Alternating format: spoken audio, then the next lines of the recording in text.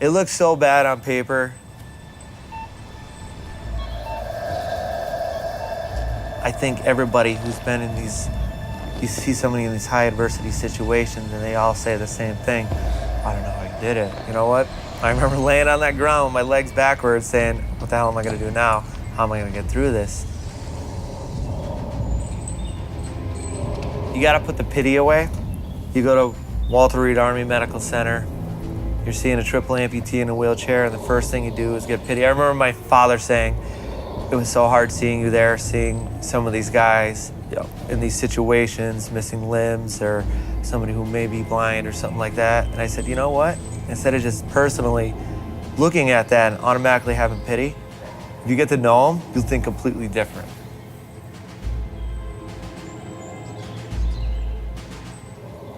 I'll never understand what you've gone through, but I just respect it. I was dealt a bad hand, but I played my cards right. And here I am on top and living my life still, and I'm not gonna let this slow me down.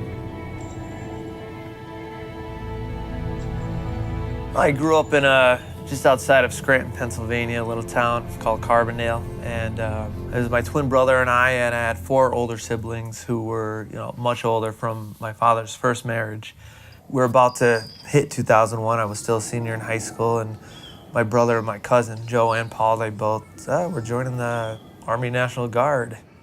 I joined the Army Guard because it was right there. I had no desire to be some big war hero or anything like that. And September 1st, 2001, I landed at Fort Benning, Georgia.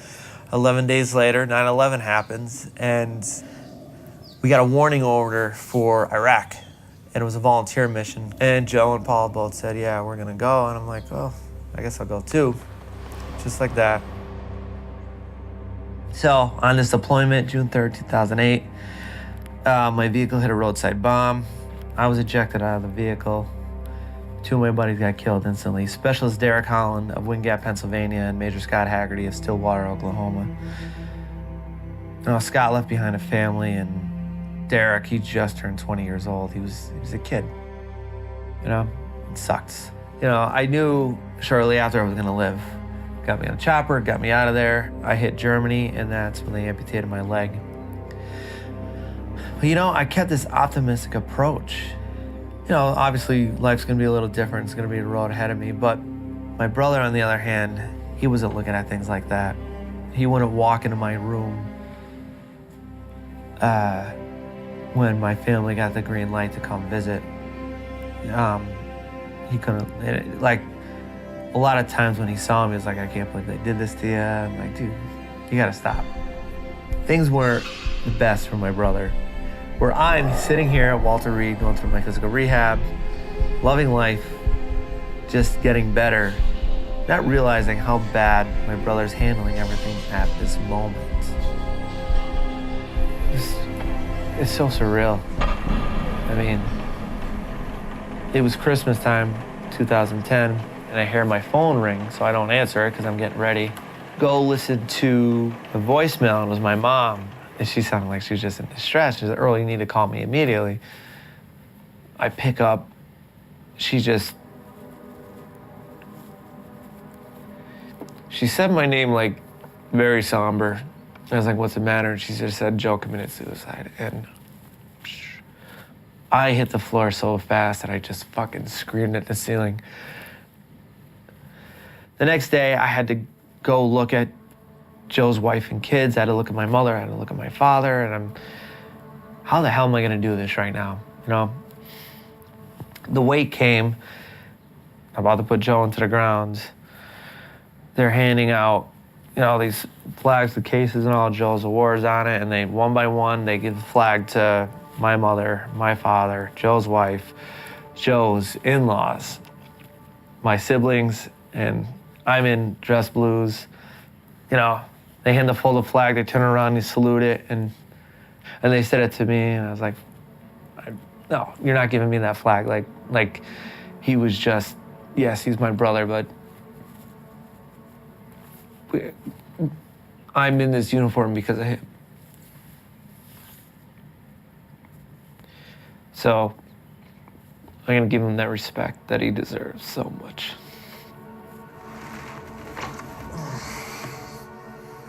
I still felt empty. Don't get me, I still felt empty, and I just went right to drinking again. You know, like, what happens after that?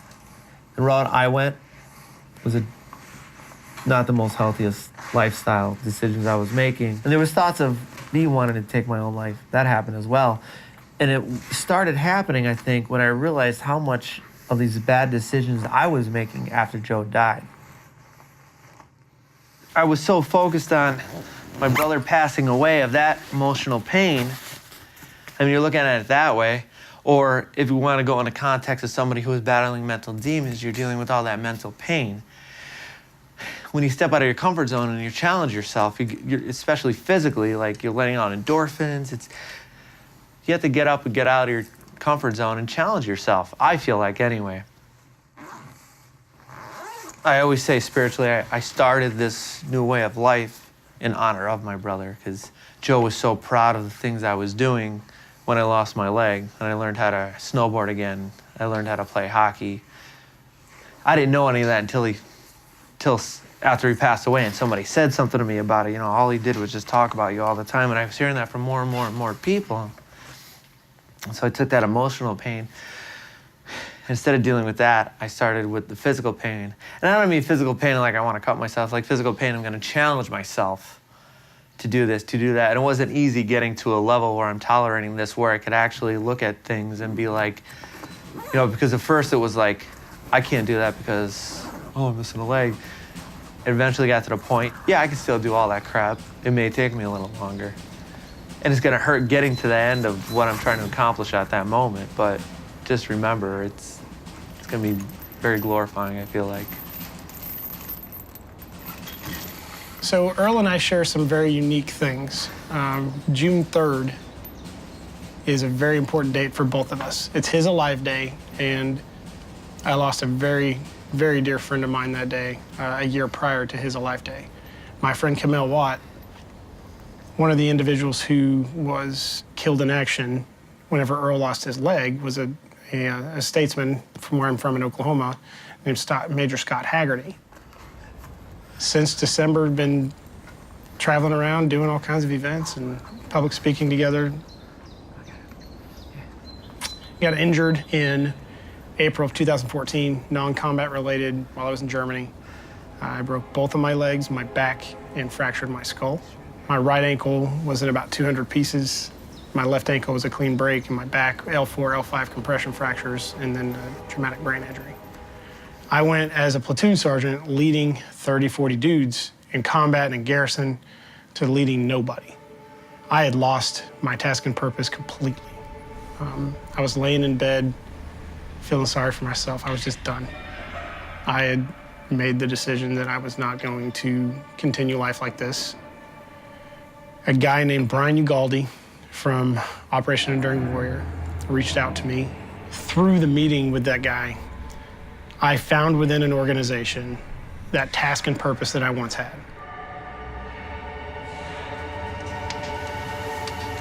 This 5K was in memory of a fallen captain in my battalion.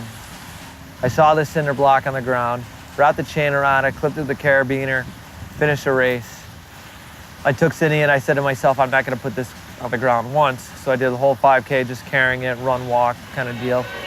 Somebody said to me again after the race, what's with the cinder block? And I thought, you know what? This is gonna grab people's attention, let's just run with it. So I gave it a name, Cindy. So the whole idea is she's a metaphor. Cindy represents the heavy mental hardship that we face in society, depression, anxiety, stress, something to hold us down that stops us from enjoying life. Like, look, this isn't to be a badass or anything like that. Like, this is a message knowing that you never have to carry this hardship by yourself. You look at the military community as well. A lot of these guys, they don't want to get help because they feel like it makes them look weak. It's what we're going to deal with as human beings. There's no getting around it. You're going to deal with it. Everybody handles things differently. Everybody has their own healthy outlet that may be different than another's. Whether it be exercise, whether it be learning a musical instrument, whether it be writing your thoughts down, whatever it may be, you might need a little help in carrying that heavy mental weight before you find that outlet.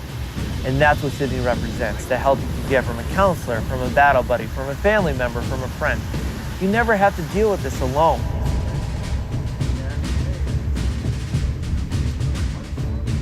When you start getting pride in yourself for these accomplishments, when you're dealing with something deep, when you step out of your comfort zone, I think it gives you a little bit of perspective on life differently, or maybe a different lifestyle. And I'm saying that because you look at depression, you look at somebody who just does not want to get out of bed, but you just don't, I feel like people just don't know how to get out. And the hardest thing to do is getting out. But once you find something healthy, one that's helping you enjoy life again, things are so different. For me, my new purpose is what I public speak about, trying to make a difference in people's lives just from my experience and my brother's experience. My passion, I feel like, is that, you know, I'm being a part of something, because it's nothing will ever be like the military again. However, when you got a bunch of like-minded people that are now civilians doing something that's a tiny little fraction similar to the military, it helps a lot.